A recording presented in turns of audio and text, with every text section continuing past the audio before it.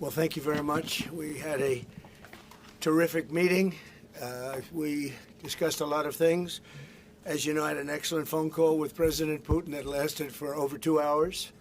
We discussed a lot of points, and I do think we're getting a lot closer, maybe very close.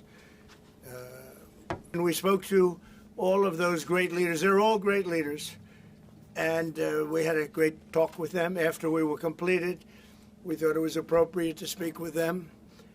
And our meeting was excellent. We covered, somebody would say 95%. I don't know what percent, but we have made a lot of progress on ending that war, which is really certainly the most deadly war since World War II, probably the biggest war since World War II.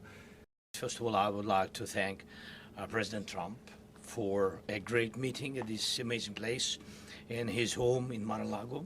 And we had a really great discussions on all the topics, and we appreciate the progress that was made by American and Ukrainian teams in these recent weeks. And we discussed all the aspects of the peace framework, which includes, and we have great achievements, 20-point peace plan, 90% agreed, and U.S.-Ukraine security guarantees, 100% agreed. U.S.-Europe-Ukraine security guarantees, almost agreed. Military dimension, 100% agreed. Prosperity plan being finalized, and we also discussed the sequencing of the following actions. And we agree that security guarantees is the key milestone in achieving lasting peace, and our teams will continue working on all aspects. We also had a joint productive call with European leaders, like President Trump said already, and a lot of leaders, including NATO and the EU. And we agreed that our teams will meet in upcoming weeks to finalize all discussed matters. And we agreed with President Trump that he will host us, and maybe in Washington, European leaders and Ukrainian delegation, yes, in January. And Ukraine is ready for peace. And once again, would like to thank President Trump for a warm welcome and substantial discussion. Thank you, Mr. President. Thank you very much. Thank you so much, Mr. President. Any questions, please? Mr.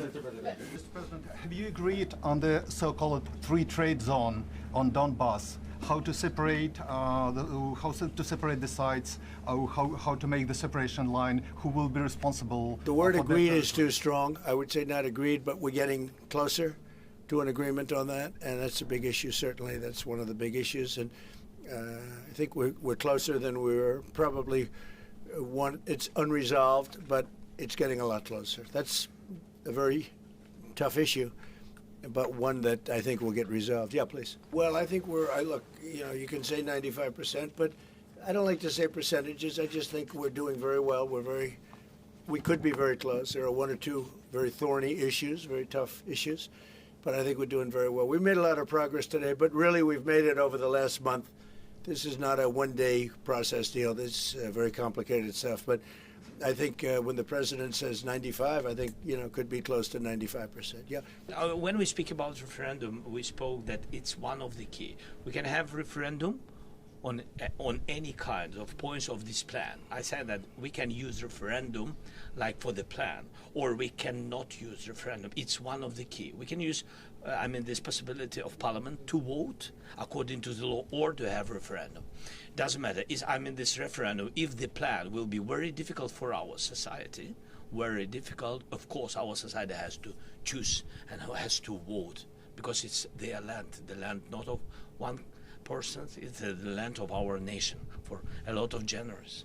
President, you said this morning you weren't a deadline guy. How long do you think it'll take to get this last little bit, as you say, finished? What are we talking about? So if it went really well, maybe a few weeks, and if it went poorly longer, and if it went really poorly, it's not going to happen.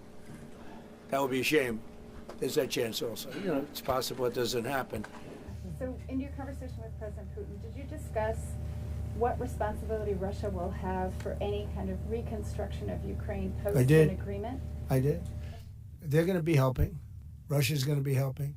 Russia wants to see Ukraine succeed. It sounds a little strange, but I was explaining to the president, President Putin was very generous in his feeling toward Ukraine succeeding, including supplying energy, electricity, and other things at very low prices. So a lot of good things came out of that call today. But they were in the works for 2 weeks with Steve and with Jared and Marco and everybody. Did Russia agree, or did Putin agree to a ceasefire to allow a referendum to take Not a place? ceasefire, and that's one of the points that we're working on right now. No, not a ceasefire. He feels that, look, you know, they're fighting and to stop, and then if they have to start again, which is a possibility, he doesn't want to be in that position. I understand that position.